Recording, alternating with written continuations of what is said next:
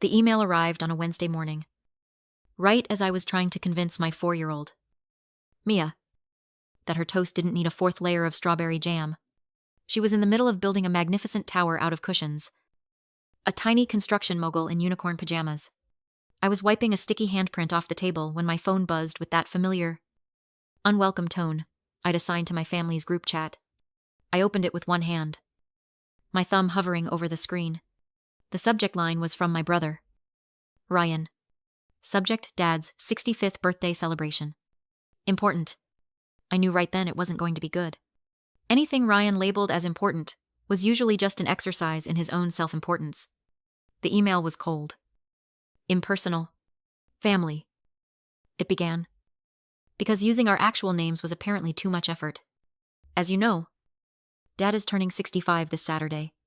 We are celebrating with a formal dinner at L'Etoile at 7 p.m. I kept reading, my stomach tightening with each word. Dress code is strictly formal. Please note, this will be an adults-only event. We need to ensure the evening is sophisticated and free of distractions for the sake of Dad and our special guests. Then came the line that felt like a slap. We need to make a good impression on my boss, and a child's presence would be a liability. I read that sentence 3 times. A liability. My daughter. My bright, funny, wonderful Mia was a liability. I was a single mother. They all knew I didn't have a roster of babysitters or an ex-husband for convenient weekend drop-offs. The message wasn't just no kids. It was Victoria. Don't come. I put the phone down and looked at Mia, who was now carefully placing a stuffed giraffe on top of her cushion tower. She was so focused. Saw perfect. The best part of my entire life. And the one part my family treated like an inconvenient footnote. My phone buzzed again. A text from my mother. Karen. Victoria. Honey. How did you see Ryan's email? We're all so excited. I really hope you can figure something out for Mia. It would mean so much to your father. I typed back. Me finger stiff. On 3 days' notice for a Saturday night, Mom. That's almost impossible. Her reply was instant. Well, your father has been looking forward to this. We just don't want any scenes. You understand? Scenus. My daughter was a scene. Then a text from my sister. Jessica. Seriously. Vic. Just get a sitter like a normal person. It's one night. A normal person. As if my life was some strange anomaly because I was raising my daughter on my own. I took a shaky breath and typed one single message to the group chat. I won't be able to make it. Please wish Dad a happy birthday for me. The replies were a digital avalanche. Ryan, wow. Way to make it all about you. As usual. Jessica, Dad is going to be crushed. You're being so selfish. My mother, Victoria. Please don't do this to your father. Not tonight. I muted the conversation and went back to Mia. But then, my phone rang. The screen read, Dad. My heart sank. I almost let it go to voicemail. But I knew that would only make it worse. I answered, Hello, Victoria. His voice was cold steel. Your mother tells me you're refusing to come to my birthday dinner. I can't find childcare on such short notice. Dad, I said, trying to keep my voice even. And the email was pretty clear about no children. His sigh was heavy with disappointment. A sound he had perfected over the years. This is what I'm talking about. Victoria, you need to be more resourceful. You're an adult. Figure it out. It's not that simple. I explained, my patience fraying. Mia doesn't just stay with strangers. The one sitter I trust is out of town. This isn't something I can just figure out in a couple of days. Excuses. He snapped, his voice rising. Ever since you had that child, your life has been one long excuse. Everything is a drama. Everything is a complication. Why can't you put your baggage aside for one single evening and be normal, that child? He didn't even use her name. He called his own granddaughter, that child. A fire started to burn in my chest. Her name is Mia, I said, my voice dangerously quiet. And she is not baggage. She is my daughter. He scoffed. A bitter, ugly sound. She's the result of a terrible decision. Victoria, a mistake you made with a man who had the good sense to walk away. And now you expect all of us to constantly bend over backwards to accommodate your mistake. The word hit me like a punch to the gut, knocking all the air from my lungs. Mistake. He'd implied it before, in whispers and disapproving looks, but he'd never said it so plainly. My beautiful, brilliant daughter was, to him, nothing more than a mistake. The fire in my chest turned to ice. I am not expecting anything from you, I said, my voice now completely devoid of emotion. I am simply declining an invitation. Have a wonderful birthday. Dad, if you don't show up, don't bother coming around for a while, he threatened. I'm sick of your drama. Victoria, sick of you hiding behind that child as an excuse for your failures. Understood, I said. Enjoy your dinner. I hung up the phone before he could spit another drop of venom. The silence in the apartment was deafening. I felt hollow it out, like his words had scraped away everything inside me. Was he right? Was I a failure? Had I ruined my life? Mia must have seen the look on my face. She toddled over and tugged on my jeans. Mama sad? She asked. Her big brown eyes filled with concern. She reached up with her chubby little hand and touched the small silver rocket ship charm I always wore on my necklace. A gift from a friend. A reminder to always aim high. Looking down at her innocent face. At her complete, unconditional love. Something inside me shifted. The hollow feeling began to fill up. Not with sadness, but with a pure, unyielding rage. A mistake. This incredible little person who made my world brighter every single day. A failure. I had built a life for us from nothing. I worked. I provided. I loved. How dare he? How dare any of them? They didn't see me. They saw a story they'd written for me. The struggling single mother.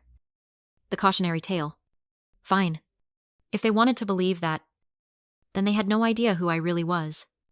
And I decided, in that exact moment, that it was time for them to find out. The decision clicked into place with the cold certainty of a lock. I wasn't going to be sad. I was going to be strategic. I picked up my phone, my fingers moving, with a newfound purpose. My first call was to Michael Vance. Michael wasn't just a renowned tech philanthropist, he was my mentor, my fiercest advocate, and most importantly, Mia's godfather. He'd seen something in me years ago. Back when I was just a junior analyst with wild ideas about education reform, he'd pushed me, funded my early research, and helped me launch the Ascend Education Initiative, my nonprofit dedicated to closing the achievement gap. He answered on the second ring. Victoria, to what do I owe the honor? And how is my favorite 4-year-old rocket scientist? His voice was like a warm blanket. She's perfect, Michael, and she's the reason I'm calling. Are you by any chance free on Saturday night? I explained the whole sordid story, the email, the phone call, the word, mistake. There was a long pause on the other end of the line. When he finally spoke, his voice was dangerously calm. What time should I pick you and Mia up? You'll come, I asked. A wave of relief washing over me. Victoria, he said, and I could hear the smile in his voice. I would be honored to be your +1. It sounds like the Warner family is long overdue for an education. That was the grace I needed after years of grind. While my family saw a failure, Michael had seen a founder. He saw the late nights I'd spent writing grant proposals after Mia was asleep. The weekends I'd given up to build my dream. He knew my success wasn't an accident. It was forged in fire. My second call was to Javier Ortiz. Javier was the celebrity chef and owner of L'Etoile, the very restaurant where my father's party was being held. We'd met at a charity gala last year, where he'd been impressed with my nonprofit's mission. Javier, I said when he answered. It's Victoria. I have an unusual request. For you, Victoria. Nothing is unusual. What do you need? I need a table for 3 on Saturday night. At 7:30. And I need it to be your best table. The most private one. With a clear view of the main dining room. Saturday is our busiest night, he said. A thoughtful pause in his voice. But for the founder of the Ascend Education Initiative, of course. The corner booth in the West Wing. It's partially screened for privacy. Perfect for a discreet observation. Consider it done. Thank you, Javier. And I need complete discretion. My family will be there. I'd prefer they not know I'm in the restaurant until the right moment. He chuckled softly. I understand perfectly. You will be invisible until you choose to be seen. I will handle it personally. I hung up the phone. A slow, determined smile spreading across my face. My family thought they had excluded me. They thought they were having a sophisticated, adults-only evening. They were about to find out they weren't the only ones with a reservation. And my guest list was infinitely more impressive than theirs. Saturday arrived with a nervous energy that hummed just beneath my skin. I dressed Mia in a simple, elegant navy blue velvet dress that she loved because it was sparkly like the night sky. I chose a classic, understated black dress for myself. I didn't need to be flashy. My power tonight wasn't in what I wore, but in who I was. Michael Vance arrived at 6:30 sharp, looking every bit the distinguished philanthropist he was. But the moment he saw Mia, his formal demeanor melted away. "There's my goddaughter," he boomed, scooping her into his arms. She giggled, wrapping her arms around his neck. She adored her Uncle Michael. He'd been there from the day she was born. A constant, stable presence in a world where her own grandfather was a ghost. "Are you ready for the fanciest dinner of your life?" "A little one," he asked her. "We're going to have chicken nuggets," she declared proudly. Michael laughed. "Then, the finest chicken nuggets in the city it is." When we arrived at L'Etoile, Javier Ortiz was waiting for us at a private side entrance. Just as he'd promised. "Ms. Warner. Mr. Vance. Welcome," he said with a respectful nod. "Your table is prepared. Please, follow me." He led us not through the bustling front entrance, but through the warmth and controlled chaos of the kitchen. A secret path to our destination. Mia's eyes were wide with wonder at the sights and smells. Our table was perfect, tucked away in an alcove, shielded by elegant carved wooden screens. It offered an unobstructed view of the entire restaurant. We were hidden in plain sight. We could see everyone, but no one could see us. "The party you mentioned," Xavier said quietly. "They are seated at the large central table. They are very vocal." I just smiled. That sounds about right. We settled in. Mia was given a coloring book and special crayons, and Michael ordered her the most gourmet chicken nuggets ever created. We talked. The conversation easy and warm. A bubble of peace before the coming storm. At exactly 7:15, I saw them arrive. My father, David, walking in like he owned the place. My mother, Karen, on his arm, wearing a dress that was too bright. My brother Ryan, already scanning the room to see who was watching him, his boss trailing nervously behind. My sister Jessica, a smug look plastered on her face. They were seated with a great deal of noise and fanfare at the best table in the center of the room, right where everyone could see them.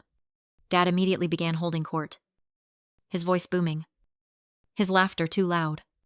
I watched them from the shadows, a strange detachment settling over me. I watched them toast to my father, celebrating the man who had called his own granddaughter a mistake just days before. I felt a flicker of the old hurt, the familiar sting of being on the outside looking in. But then I reached down and touched the little rocket ship charm around my neck. I felt Mia lean against my side, humming softly as she colored. This was why I was here. This was my truth. The family I had built, not the one I was born into. The quiet strength at my table was infinitely more powerful than the hollow noise at theirs. I was calm. I was ready. After Mia had happily finished her chocolate mousse, I caught Javier's eye across the room and gave him a subtle, almost imperceptible nod. He nodded back, a silent confirmation that the show was about to begin.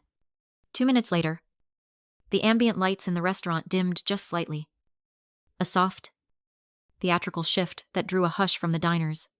Then, Ortiz's smooth, commanding voice filled the space, not through a loudspeaker, but from a small microphone he held as he stood in the center of the room. "Ladies and gentlemen, good evening," he began, on behalf of all of us at L'Etoile. "Thank you for joining us. Tonight, we are honored to have some very distinguished guests, and I would like to take a moment to acknowledge them." My family looked around, confused but intrigued. This was not part of their program. "Joining us this evening," Javier continued, his voice resonating with importance, "is the renowned philanthropist and tech innovator, Mr. Michael Vance. A wave of murmurs rippled through the restaurant. Heads turned, craning to spot the famous billionaire. My father's jaw tightened with envy. My brother Ryan looked like he was about to jump out of his seat. This was exactly the kind of powerful person he desperately wanted to impress. Mr. Vance is here tonight celebrating with a very dear friend, Javier announced, letting the suspense build. One of our city's most brilliant and dedicated leaders in education reform. The founder of the Ascend Education Initiative, Ms. Victoria Warner, and her lovely daughter, Mia. At that exact moment, two waiters silently glided forward and pulled back the decorative screens that had hidden our table. A single, soft spotlight illuminated us, and there we were, in full view of the entire restaurant. My family's reaction was a silent movie of shock. My mother's hand flew to her mouth. Ryan's face went from smug to slack-jawed. And my father looked like he'd seen a ghost. His face was completely ashen. Michael stood up, a warm smile on his face, and walked directly toward my family's table. I followed, holding Mia's hand. David, Michael said, his tone friendly, but laced with iron. What a coincidence to see you here. I don't believe we've been properly introduced. I'm Michael Vance. I'm Mia's godfather. He gestured back to me. You must be unbelievably proud of Victoria. The work she's doing with her nonprofit is revolutionizing how we educate underprivileged children. She's a certified genius. My father could only stammer. I didn't know. Javier stepped forward one last time. And if I may, he said, his voice ringing with theatrical flair, we would like to wish a very happy 65th birthday to Mr. David Warner. He paused, then turned the spotlight fully on me, and a very happy 30th birthday to his incredible daughter, Victoria, who, in a beautiful twist of fate, shares the very same birthday as her father. A collective gasp went through the room. The public humiliation was complete. They hadn't just excluded me, they had forgotten me entirely. The silence at my father's table was thick with shame. Before anyone could recover, Michael Vance took the microphone from Javier. His expression was no longer just friendly, it was the look of a man about to close a major deal. Actually, Javier, he said, his voice projecting a quiet authority that commanded the attention of the entire room. We have one more celebration tonight. He looked directly at my father. Then, at Ryan and his boss. As of this morning, the Vance Foundation is proud to announce that we are acquiring Victoria's nonprofit, the Ascend Education Initiative. We believe so strongly in her vision that we are funding its global expansion with an initial investment of $84 million. The number hung in the air. A stunning, incomprehensible figure that sucked all the remaining oxygen from my family's corner of the room. Ryan's boss's eyes were wide with shock. My father looked physically ill. Michael wasn't finished. Of course, he continued, placing a proud hand on my shoulder. This global initiative needs a leader with vision and passion, which is why I am thrilled to announce that Victoria has accepted the position of president of our new global education division. Her work will now impact millions of children worldwide. In the space of 30 seconds, I had been transformed. I was no longer the struggling single mother, the family disappointment. I was a global power player, an independently wealthy executive. Their petty judgments, their small-minded rules, had been rendered utterly and completely meaningless by the sheer scale of my reality. I stepped forward, my voice calm and steady. I need you all to listen, I said, speaking only to my family. From this moment on, things are going to be different. If you want any relationship with me, or with my daughter, it will be on my terms. It will be built on respect. You will acknowledge her. You will value her. And you will never, ever make her feel like she is anything less than a blessing. There will be no more excuses. There will be no more negotiation. Those are the terms. Take them or leave them. They could only nod. Their faces a mixture of shock, guilt, and dawning horror at what they had done. I didn't wait for an answer. I turned, took Mia from a beaming Michael, and we walked out of the restaurant, leaving the ruins of their perfectly planned party behind us. A week later, a package arrived. Inside was a small, beautifully illustrated book, about a girl who travels to the stars in a rocket ship. There was a note from my father. It had only 4 words. For Mia. I was wrong. I placed the book on her shelf. A first. Fragile step on a long road. I didn't know if they could ever fully earn their way back into our lives. But for the first time, it didn't matter. I wasn't waiting for their approval anymore. I was in control. My chosen family was by my side. And my real family was finally learning that my world wasn't small and broken. It was as vast and as brilliant as the stars Mia dreamed of. And I was the one who had built it.